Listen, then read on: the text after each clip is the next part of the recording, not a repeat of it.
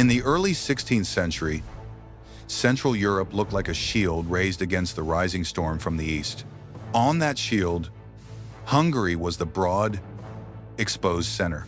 An old frontier kingdom stretched from the Carpathian Mountains to the flat, vulnerable plains of the Danube. From a distance, it still looked formidable. Castles on hilltops, proud magnates in crimson cloaks, a crown that once held back Mongols and Ottomans alike. But if you stepped closer, the iron was already cracked, and the rot ran deep beneath the paint. Hungary was ruled by a boy king, Louis II, barely a man, crushed under expectations older than he was. His nobles swore loyalty with their mouths and undermined him with their hands, hoarding taxes, raising private armies, and treating royal decrees like suggestions. The church weighed heavy on the land, rich in lands and tithes, poor in reform, more concerned with privileges than with fortresses or firearms. In the royal chanceries, parchment still moved, but in the royal treasuries, the echo of coins had been replaced by the echo of emptiness. Yet when the kingdom thought of war, its mind turned not to powder and shot, but to the old dream of the charge. The answer to every threat was still the same: summon the magnates, polish the armor, let the thunder of hooves decide the day. To the south, the Ottoman Empire was already forging a different future in cannon smoke and janissary drill yards. Hungary did not see it clearly or refuse to. It stood like a tired sentry on a crumbling wall, already dead, just not yet buried. At Mohács, the army of Hungary did not arrive as a gray mass of men, but as a moving tapestry of color and steel. Banners of ancient families snapped in the wind, painted with lions, crosses, and saints who had watched over 100 forgotten campaigns. Plate armor caught the sun in hard, merciless flashes, turning the plain into a field of glinting mirrors. War horses stamped and snorted beneath their riders, caparisons fluttering like the capes of 1,000 storybook heroes. At the head rode the great magnates, layered in chased steel and velvet, their helmets crested with wings, plumes, and little crowns of gilt. Around them clustered lesser lords, minor knights, and retainers, each carrying the pride of a village or an estate on their shoulders. There were foreign mercenaries too, veterans from distant wars, and behind them the feudal levies, farmers wearing borrowed mail, gripping lances because their fathers had done the same. From the highest duke to the poorest peasant, they all shared one belief: that when the heavy cavalry lowered its lances and began to gallop, nothing in the world could stand in its way. From a distance, it looked like the very idea of chivalry made flesh, beautiful and terrifying all at once. Up close, the seams began to show. The guns were few and badly served, the infantry thin and fragile, the artillery park a pale shadow of the thunder waiting in the Ottoman lines. Noble banners formed a forest of symbols, but each tree leaned its own way. And beneath all the glitter and faith, this last knightly army of Europe was marching not toward victory, but toward a grave it did not know it was digging for itself. From the golden heart of Istanbul, where domes rose like hammered suns and courtiers moved in disciplined silence, a single will radiated outward, the will of Suleiman, young, brilliant, and already crowned in victories. He had taken Belgrade, broken island fortresses, and carved his name into the stone of empires. To him, Hungary was not a mystery or a menace, it was the next weak stone in Europe's fractured wall. A frontier kingdom too proud to see its own decay. And so he prepared not a raid, but a judgment. Across the empire, the call to march rippled like a drumbeat. Janissaries assembled in perfect ranks, their white caps gleaming, their matchlocks clean and ready. Engineers packed tools, gunners loaded carts with powder and bronze, and entire workshops of craftsmen followed behind the army like a moving city. Cannon wheels groaned across bridges. Supply caravans wound through mountain passes. Every step was measured, recorded, rehearsed, a choreography of conquest that stretched from the Bosphorus to the edge of Europe. The march west was slow, relentless, and impossibly organized. Rivers were crossed with temporary pontoons, forests cut into roads, and fortresses bypassed or swallowed whole. Where other armies trudged, the Ottomans advanced. Where other rulers gambled, Suleiman calculated. Behind him churned the vast machinery of a modern empire. Before him waited a kingdom still dreaming in medieval armor. As the plains of Hungary opened under the summer sun, the two worlds drew together like magnets. One was rusting, hollow, and unaware of its own fragility.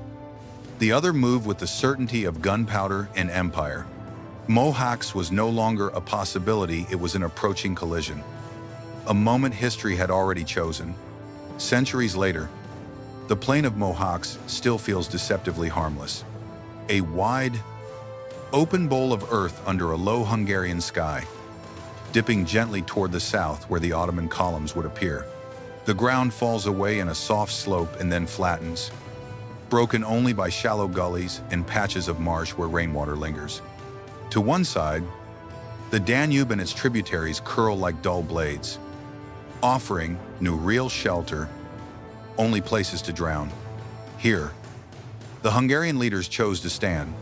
Their idea was simple and desperate: draw Suleiman onto this plain, hit his vanguard with a thunderbolt of heavy cavalry while the rest of his army was still shaking itself into formation, to win the day before the full weight of the empire could be brought to bear.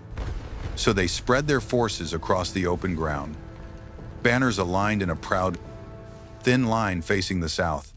No ditches were dug, no palisades hazed, no second line held back as a reserve. Behind the knights there was only more flat earth and, beyond that, the river. Everything the Ottomans did well, this field welcomed. Artillery could fire unhindered across the gentle slope, with no hills or walls to break their line of sight. Janissaries could advance in ordered ranks, untroubled by forests or fortifications, turning the open plain into a shooting gallery. The Hungarians had chosen a battlefield for a single, glorious charge, not for a modern war of powder and steel. As the sun climbed and the dust of the Ottoman approach thickened on the horizon, the lines on both sides settled into place. Hungary stood in the bottom of a shallow bowl, staring up at a storm it did not understand, waiting for the hammer to fall, for a heartbeat. The battlefield held its breath. The Hungarian nobles sat poised at the crest of the slope, armor shimmering, horses trembling beneath the weight of steel and expectation. Dust drifted in the still air. Far ahead, the faint silhouettes of Ottoman scouts flickered like ghosts on the horizon. Then the world broke open. Spurs struck flanks, hooves tore into the earth, and the last great knightly army of Europe hurled itself downhill in a single convulsion of muscle and metal. The noise rose like a storm, armor clattering, war cries ripping from dry throats. The thunder of hundreds of destriers gaining speed with every stride. The ground shook as if the plain itself feared what was coming. To the riders, the charge felt like flight. Wind tore at their plumes. The slope pulled them faster, and the Ottoman vanguard loomed larger with terrifying clarity. A heartbeat later. Impact iron meeting flesh. Horse meeting man. The front ranks of sipahis and skirmishers folding like reeds before a flood. For a few glorious moments, it seemed the old legends were alive again. Lances shattered, shields split. The Hungarian tide punched deep, scattering the light troops before them in an explosion of triumph and brutality. But beneath that triumph was something colder. Beyond the chaos of the first impact, Janissary ranks waited in unnerving stillness. Their matchlocks angled like a forest of iron thorns. Artillery crews stood ready behind measured lines. Wheels braced, fuses trimmed. What looked like a breach was merely the skin of the Ottoman host, thin enough to break, thick enough to buy time. Still the knights pressed forward, deeper and deeper, their formation narrowing as the slope flattened and the dust thickened around them. From a distance, they looked unstoppable, an iron wave rolling toward the heart of the empire. But from the Ottoman lines, they looked like something else entirely, a bright, doomed surge entering a space that had already been marked, measured, and prepared. They were riding into a jaw that had not yet closed. History was drawing breath. For a few dizzying moments, the Hungarian riders believed they had cracked the Ottoman line. Broken Sipahi units reeled away, scattered bodies and shattered shields marking the path of the charge. Hooves pounded deeper into the plain, lances discarded, swords drawn, breath burning in armored chests. It felt like victory, like every story they had been raised on, finally unfolding beneath their hooves. Then the guns spoke. A line of Ottoman cannon that had waited in measured silence erupted in coordinated fire. The first salvo tearing into the densest part of the charge. Iron balls smashed through horses and men alike, armor crumpling inward like tin. Bodies flung aside in sprays of dust and blood. Before the echoes had finished rolling across the field, the Janissary stepped forward, matches glowing, barrels leveled. What had been a triumphant wave became a flock of targets. At close range, the musket volleys did not just kill, they erased. Lead punched through plate at the joints and seams, tore away jaws, blew open saddles, blinded men behind their visors with shards of their own steel. Horses crashed headlong into one another, collapsing into thrashing piles that pinned riders beneath half a ton of panicked flesh and metal. The very density that made the charge so fearsome now turned it into a single, perfect killing zone, again and again. The Janissary lines fired in sequence, disciplined, unhurried, each rank stepping up as the last stepped back. Between volleys, the cannon crews realigned and fired low, aiming not at banners, but at the churning mass where armor and horseflesh were packed tightest. Knights tried to push forward, only to find the front clogged with the wreckage of their own comrades. The path ahead choked by dead mounts and splintered gear. Behind them, more riders thundered in, unable to see that they were charging not into a breach, but into a slaughterhouse. On a wider map of the field, it was brutally simple. The Ottoman army had turned the gentle slope and open plain into a layered machine of death artillery to break, muskets to harvest, flexible units ready to close the gaps. In minutes, the logic of 1,000 years of warfare flipped. Thick armor became a trap. The heroic press of the charge became an execution line, and every act of courage merely prolonged the agony. Mohács was no longer a battle between two tactics, it was a verdict. On that plain, in less than an hour, gunpowder devoured the Middle Ages. The moment the cavalry shattered, the shock rolled backward through the Hungarian ranks like a physical force. Riders without horses stumbled into their own infantry, bleeding, blinded, screaming warnings no one could decipher. Foot soldiers already thin, already afraid, felt the weight of the collapse before they saw it. Standards wavered, formations loosened, and the line that had looked proud at dawn began to sag like a wall cracking under its own age. The Ottomans saw the fracture and moved with ruthless precision. Janissaries advanced in disciplined blocks, firing volleys that tore open the Hungarian center while artillery raked the flanks with low, rolling shots. Ottoman cavalry, once scattered by the charge, now swept back in from both sides, riding down retreating pockets of infantry and driving others into the marshy gullies behind the line. Men sank to their knees in sucking mud as arrows, and lead rained down on them. What had been a battlefield became a basin of blood, its edges closing like iron jaws. Every attempt to rally only fed more bodies into the slaughter. Commanders tried to form rearguards, but found themselves surrounded before orders could be shouted. Noble houses that had stood for centuries died in minutes, swallowed by the chaos. Fathers, sons, uncles, all cut down within arm's reach of one another. The crown's last dependable captains fell one by one, disappearing beneath waves of smoke and trampling hooves. In the rising heat, the air stank of gunpowder, fear, and the heavy, metallic scent of a kingdom bleeding out. In the final moments, the field no longer resembled an army in retreat, but a nation dissolving. Banners lay half buried in mud.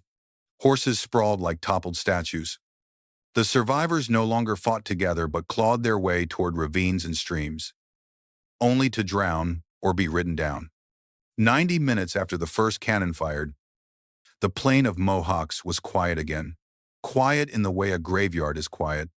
What remained on the ground was not just the ruin of an army, but the severed future of a kingdom. Hungary had died here, long before anyone found its king. Amid the collapse at Mohács, King Louis II turned his horse away from the crumbling line. A small, gilded figure framed against a wall of smoke and screams. Behind him, banners fell and vanished in the dust, swallowed by Ottoman steel and gunpowder. Ahead, there was only the gray blur of the horizon, the dark smudge of woods and ravines, and the pounding of his own heart inside a suit of armor that suddenly felt like a cage. He was not a commander now, only a boy in steel, riding away from a battlefield that was already becoming his tomb. The ground grew worse as he fled. Hooves slipped in churned mud, stumbled over bodies, splashed through shallow streams that had become red and brown. Rain from the previous days had swollen every ditch and hollow, turning the low ground into treacherous pools. Louis's breath rasped in his helmet, hot and shallow, his strength leaking away with every jolt of the saddle and every streak of pain from wounds he barely remembered receiving. At the edge of a ravine, his luck finally matched his kingdom's. The horse plunged down a soft, collapsing bank, legs vanishing into the mire. Momentum carrying animal and rider into a flooded gully. Water surged up in a cold, choking wave. Armor that had once symbolized royal dignity now pulled him straight toward the bottom. There, away from witnesses and trumpets, the King of Hungary drowned in mud and dark water. No last charge, no circle of loyal knights. Only bubbles rising, and then nothing. Days later, searchers would find his body, or his armor, pulled from the swamp like a relic from a sunken world. With him had sunk more than a crown. On that quiet, hidden bank, the spine of a kingdom disappeared beneath the surface. When the gunfire faded and the dust settled, the plain of Mohács lay in a silence more terrible than battle itself. Ottoman standards rose over a landscape of shattered armor and fallen nobles, the crushed remnants of a kingdom that no longer existed in any meaningful form. Suleiman and his commanders moved through the aftermath, not like conquerors drunk on slaughter, but like magistrates confirming a sentence already written in fire and steel. The field was not a victory, it was a verdict. In the weeks that followed, that verdict echoed outward across Europe. Hungary fractured instantly, its king dead, its aristocracy butchered, its political structure snapped like a rotted beam. Into the vacuum, Ottoman rule flowed with the ease of water through a broken dam. Buda fell. The Great Plains opened. What had once been a buffer realm became a corridor, a highway leading the empire straight toward the heart of Central Europe. The Habsburgs scrambled to gather the pieces, claiming what fragments they could. But even they understood the truth. Mohács had not merely redrawn a border, it had torn open a gateway. The shield that had guarded Europe's eastern flank for centuries was gone, pulverized in 90 minutes beneath cannon smoke and janissary discipline. From the heights of history, Mohács stands not as a battle but as a hinge. Before it, a medieval world clung to old certainties. After it, the road to Vienna lay open beneath a crescent banner, and Europe braced for a new, darker tide. On the field of Mohács, the bodies of armored nobles lay scattered like broken statues. Their lances snapped, their crests trampled into the mud. In that stillness, The truth was unmistakable. An entire philosophy of war had died here. The knight, the armored hero who had dominated European battlefields for 1,000 years, had charged for the last time into a world that no longer feared him. Plate and pride had met powder and discipline, and powder had won. Mohács was not an anomaly, but part of a larger arc already written across Europe. At Agincourt, longbows humbled heavy cavalry. At Constantinople, cannons shattered ancient walls. Now, at Mohács, arquebuses and field guns finished the work. Power was shifting from individuals to institutions, from nobles on horseback to infantry drilled in formation, from feudal levies to states that could afford gunpowder, logistics, and standing armies. The future belonged not to heroes in steel, but to machines of war built from discipline, fire, and industry. As the smoke cleared over Hungary's ruined host, the continent stood at the threshold of a new age, the world of chivalry, with its glittering armor and personal valor, receded like a fading constellation. In its place rose a harsher but more decisive order, where empires would be forged by cannons, bureaucracy, and massed ranks of men whose names history would never record. Mohács was the closing chord of the medieval world. The next chapter would be written in gunpowder,